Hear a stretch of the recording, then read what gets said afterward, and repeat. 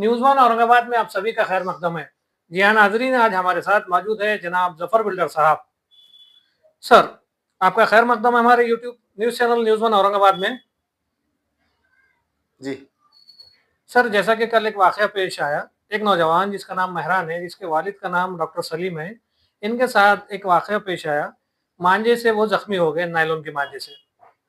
जी। और उनके वालिद काफ़ी शौक रह गए कि उनके बेटे की जान पे बला आते-आते बची है। हम्म।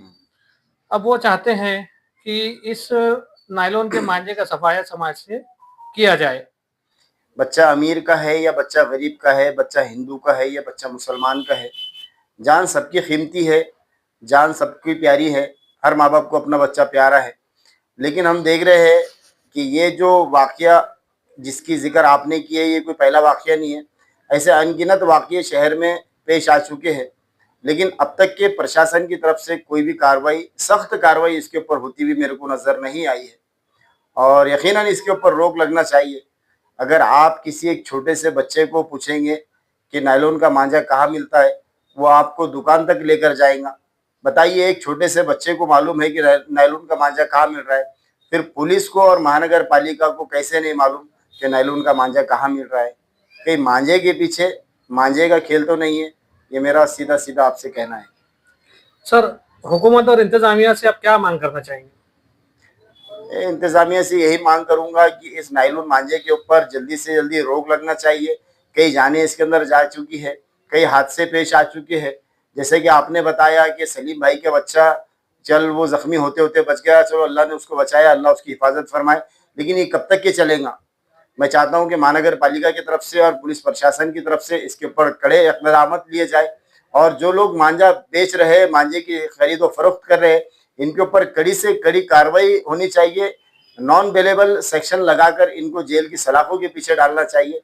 ऐसी मैं प्रशासन से मांग करता हूँ। जफर साहब, जैसा कि कोई बच्चा है, माइनर है, वो पतंग उड़ा रहा है, उसके मांझे से, नायलॉन के मांझे से कोई जख्मी होता है, तो फिर कैसा होना चाहिए?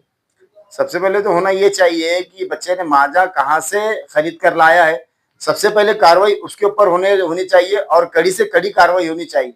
अब रहा सवाल बच्चे का, बच्चा ना समझे, बच्चे ने जाके नायलॉन मांझा लेके आ गया और उस मांझे से कोई जख्मी हो गया, तो ऐसी सूरत हाल में उस बच्चे के माँ बाप के ऊपर कानूनी कार्रवाई होना चाहिए और ये बेहद जरूरी है। और जब तक के कानूनी कार्रवाई नहीं होगी, लोगों के दिलों में कानून का डर नहीं होगा। जैसे कि मैंने पहले भी कहा है, एक छोटे से बच्चे को मालूम है कि नायलॉन का मांझा कहाँ मिल रहा है। आप गौर फिगर कीजिए इस बात के ऊपर, तो पुलिस को और महानगर पालिका को कैसे नहीं मालूम कि नायलॉन का मांझा कहाँ मिल रहा है? तो मैं साफ तरीके से कहना चाहता हूँ, ये जो मांझा बिक रहा है, मांझे के पीछे मांझे का खेल है।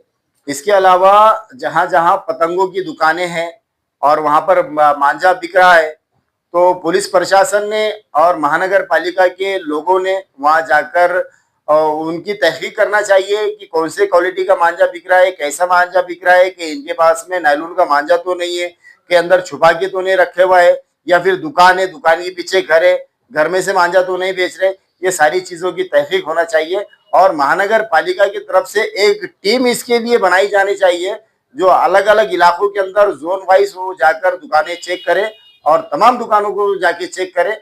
ऐसी मैं प्रशासन से डिमांड करता हूं और फिर एक बार कहता हूं कि ऐसे लोगों के ऊपर कड़ी से कड़ी कार्रवाई की जाए।